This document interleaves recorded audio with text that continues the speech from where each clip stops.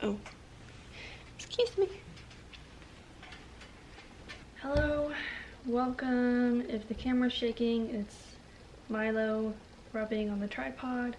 Today I wanted to chat for a little bit about books that I'm currently reading and a couple that I read recently, because yeah, I'm still reading at a slower rate than I had previously done even just a few months ago, but I'm trying to maybe be a little bit more intentional about the books that I choose, and I'm also just taking my time reading them. It's not a race. I don't need to read books at such a speed where I don't remember what I read and it kind of takes away from how much I would like the book. So that's where we're at. I'm reading about 3 books right now, which is not very many for me. Normally I've got like 10 books on like a circulation. I just pick one up, put one down, pick one up, put one down. So 3 books. I'm chilling over here. But recently read really quickly. I've gone Russian. I think I did White Nights first by Fyodor Dostoevsky. This mainly follows from the point of view of this guy who's pretty much a loner, and he kind of does it to himself, you'll see. But one night he's out.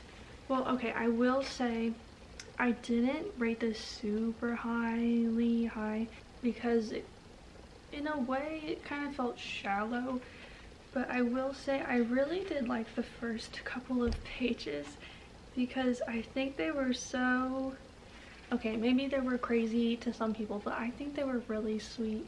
And it was talking about how he had no one in St. Petersburg, and I think he had been living there for like 8 years, but he considered everyone his acquaintance, especially the houses, like inanimate objects. He kind of was attached to them, and he would see how they were changed over time. So I thought that was, I liked those first couple of pages. But then we meet this girl, and I don't know, they were just 2 lonely people, very naive and misguided, and clearly showing their lack of community and people skills. Yeah, it was okay. This was better for me personally. First Love by Ivan Turgenev.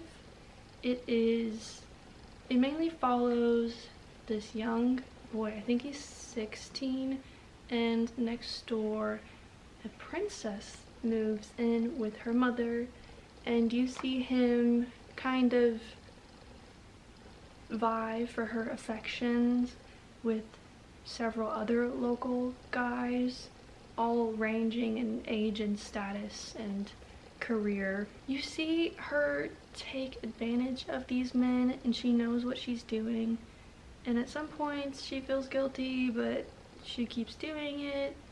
And you see him fall in love for the first time, whatever love may be, if this even is love. But I thought it was interesting. It kept my attention, and I did predict the plot twist. Was it a plot twist? The slight mystery that was thrown in about who it was. I did see that coming, but it was still like, hey. But yeah, my first dip into Russian literature. I don't know how it's gonna go whenever I get to the bigger books, the more renowned books. But for now, I don't have plans on doing that. I've got other things going on. Like, where will we go? We'll do this one.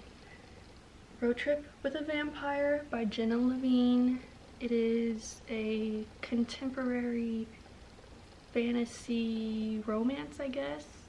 It follows the main girl's a witch, She's lived for hundreds of years. She doesn't really know why, but she has. She has a past and that she's not proud of.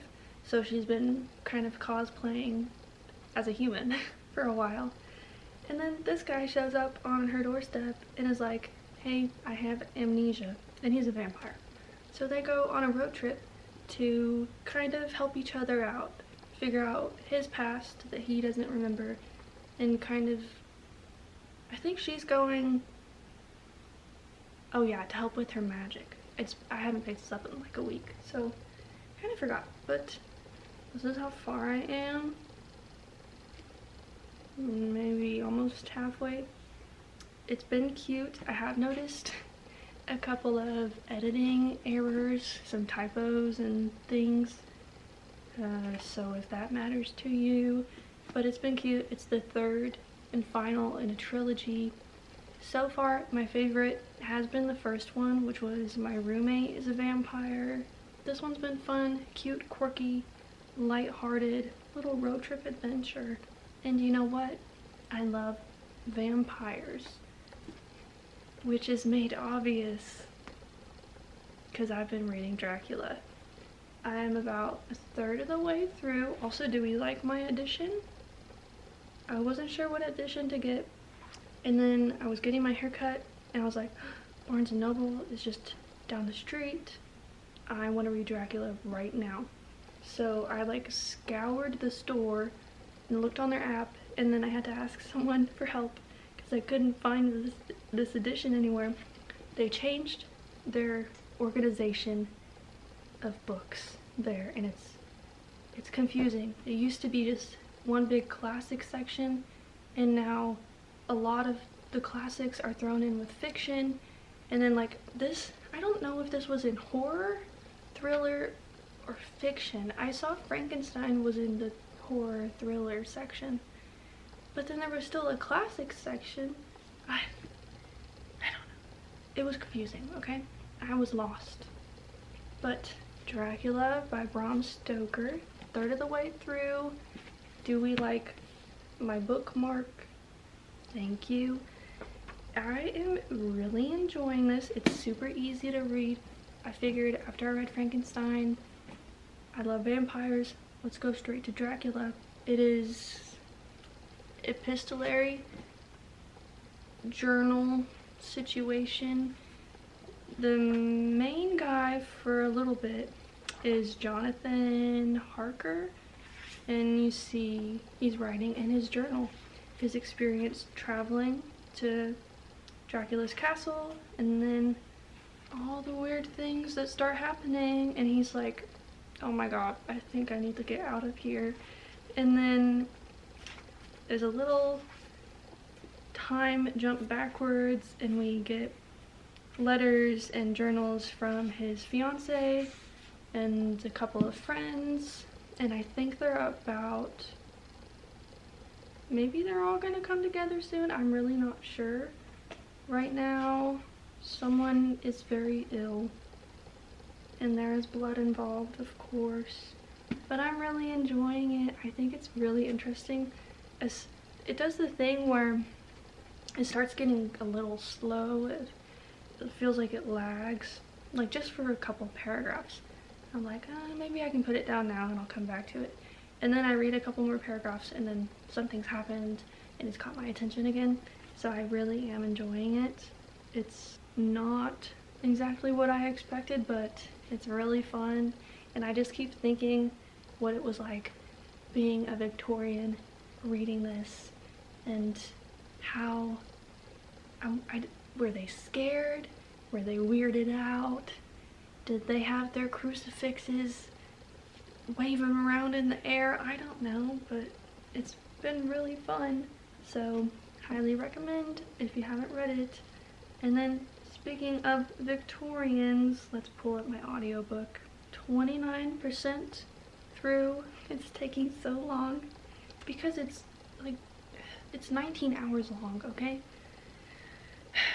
It's called The Invention of Murder: How the Victorians Reveled in Death and Detection and Created Modern Crime by Judith Flanders. This edition is from the library. It's read by Jennifer Dixon.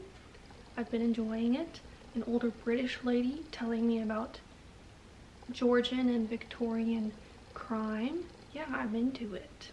So I just put it on whenever I'm kind of sitting around twiddling my thumbs, you know, if I'm cleaning or if I'm doing Sudoku or crosswords or something. It's been very interesting.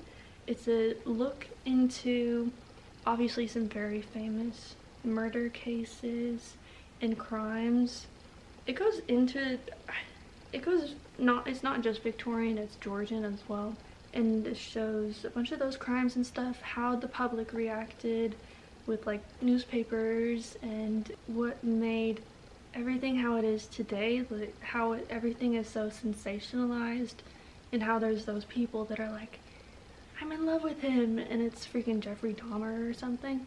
So it kind of goes into that, how the public reacts for better or worse, and then it's going into the legal system, the creation of the police. Right now it's talking a lot about how a lot of these murders got really popular, and then the news, the press, the papers, they kind of took it and ran with it and made their own stories and assumptions, and then obviously the public does as well. And then you have a bunch of different plays made out of these murders, and I think one of the first ones in the book, it talks about how that kind of influenced the ruling in court. It's been very interesting. It's a lot of like, oh god, these people. But you know what? I love the Victorians. They're my people. They are so messy, but I love them. So it's been really fun and just nice to put on while I'm doing stuff. I'm gonna go. If you're ever interested in what I'm currently reading or watching or anything, I have a Fable, which I update, and then a Letterboxd, because I've been big on movies. So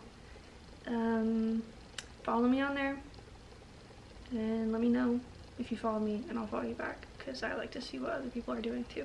So I'm gonna go. I have to go make cookies. I have no choice but to make cookies. My life is difficult, I know.